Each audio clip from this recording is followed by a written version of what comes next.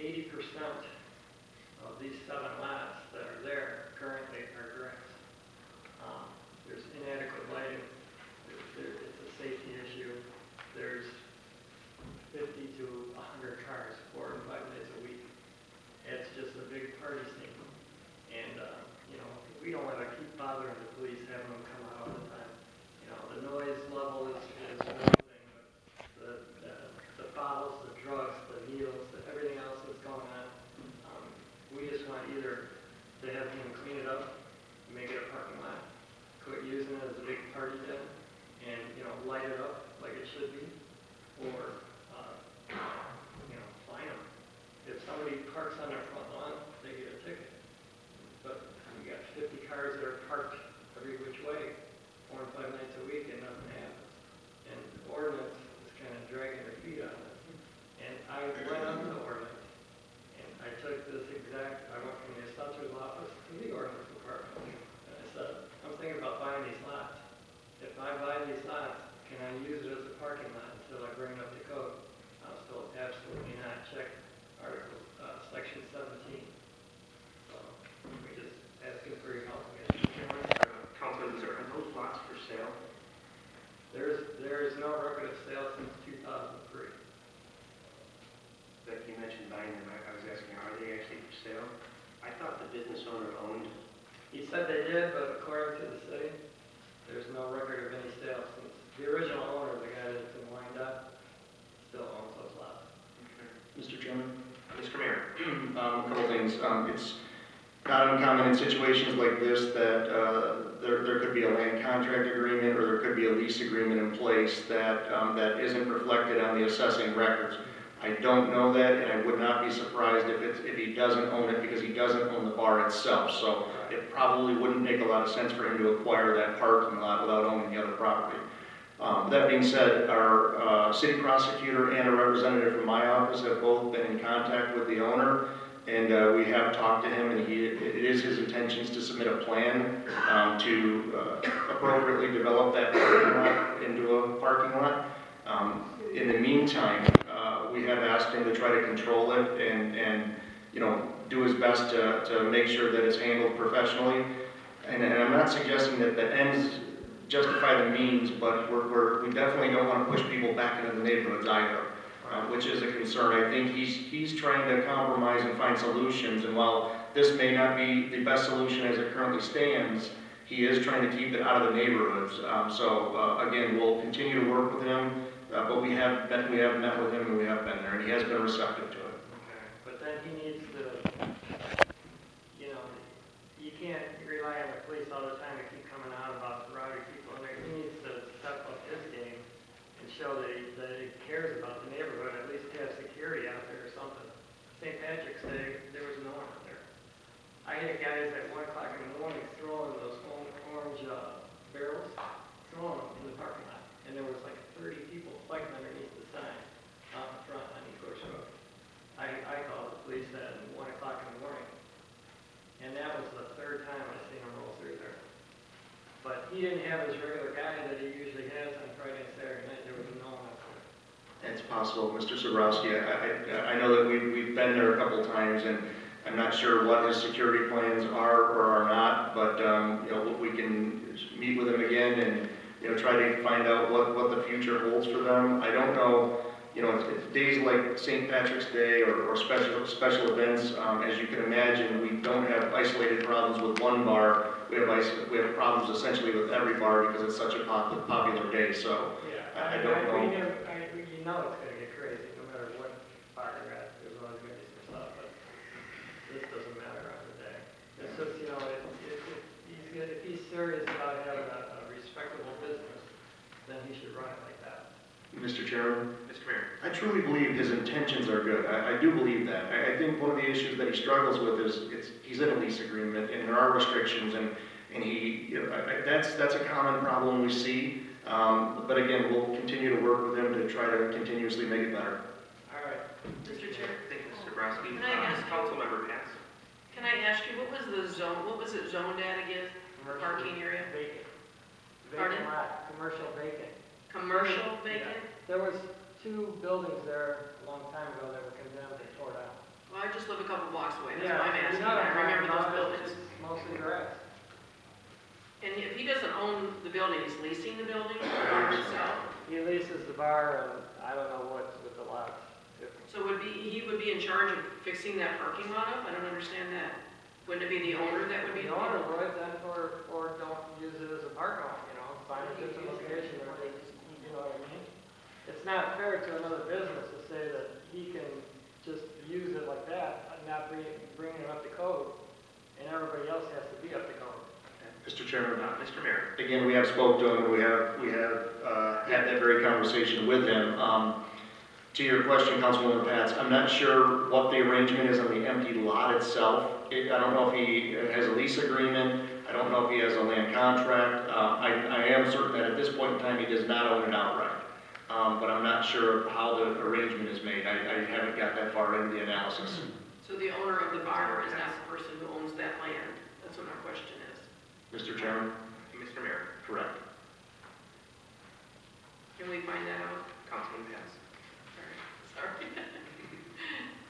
Councilwoman Pats, I'm certain that he doesn't own it at this time. I think he's in the process of working something out, but when we get all those details together, we will make sure that City Council gets a copy of the plan. Thank you.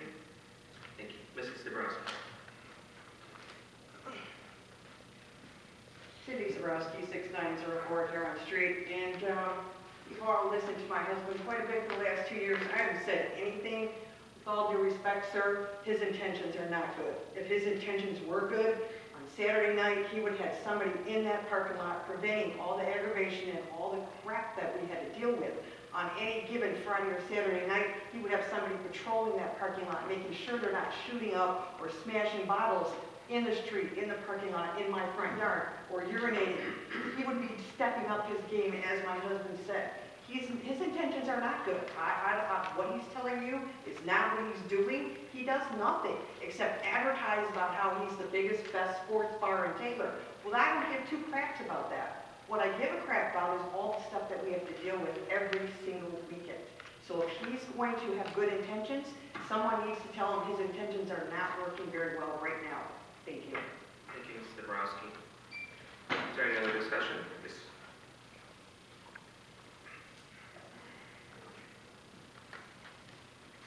My name is Eric Daniel, I live on Dale Street. Problem I have is, regardless of whether he's on land contract with it or not, why is he still allowed to park there and not get a ticket? This has been like 7 or 8 years we've been dealing with this. And it's not getting better, it's getting worse. I've had people hit my wall. Chunks are missing out of my wall with car hitting. As you can tell, I'm getting desperate. I've asked before if I could get help with vacating the alleyway. At least then it will stop the traffic from going through, and it will stop the drugs too. If you guys would be willing to support that, I don't know. Mr. Mayor, you said before that you would meet with me. Are you still willing to do that? Mr. Chairman? Mr. Mayor. I'm happy to meet with you regarding any and all situations, but the vacation of an alley is something that you have to petition the City Council or the City of Taylor for. You would have to fill out the appropriate paperwork to make that request with your reason why and what's going to happen when it's vacated. Okay. Should I call your office to set an appointment then, or? Yeah, you're welcome to. We'll walk you through it or get you to the right steps of the application process. But if somebody has to make that request for it to occur. I've started on the paperwork, but I haven't gone too far with it. I know there's a $130 fee. I don't want to put that money out there if it's just going to get railroaded. Like, I don't mean to be disrespectful or rude, but it seems like this guy's got a lot of breaks. I don't want to put my hard-earned money out there just to be told no. I'm not saying you said that, but these are just questions in my own mind. But if you're willing to help me, I appreciate it. Mr. Chairman? Sure, Mr. Mayor. I certainly can't assure you that it's going to be approved. I wish I could. I can tell you it'll go through the review process. Mr. Chairman, Mr. Pizzurro. I would definitely see a difference between being railroaded and possibly a request not being approved by council, so I don't know that he's getting breaks. I don't know that it's unusual for the city to work with the business owner. It seems like there's a constant unhappiness in that neighborhood. This city council took action to, for the first time, create a resident-only program, and and these lots were going to be a solution, and now they become a significant source of complaint. So I think moving to the lot was intended to help, and you're not happy with that. And as the mayor indicated, we'll continue to try and make improvements in that process, but there's got to be a certain expectation to, you know, do you police the bar? Absolutely. You police your property? Absolutely. Do we want him policing the street? That's what the Taylor Police Department is for. That's what resident parking was intended to do, was to keep it off all of your streets. So you're not being railroaded. If your request is denied, it's not because we're giving him breaks, it's because we make decisions that we think are in the best interest of the city of Taylor. Make your request, and we'll consider it. If you don't want to pay the fee, don't pay the fee. Jerry, railroad was the wrong word to use, but to say that he hasn't gotten breaks, this has been going on for almost a decade. The city works with lots of business owners. Mr. Chair. Councilman Rick. Is it posted on those parking lots, no parking? It's not. Councilman Johnson.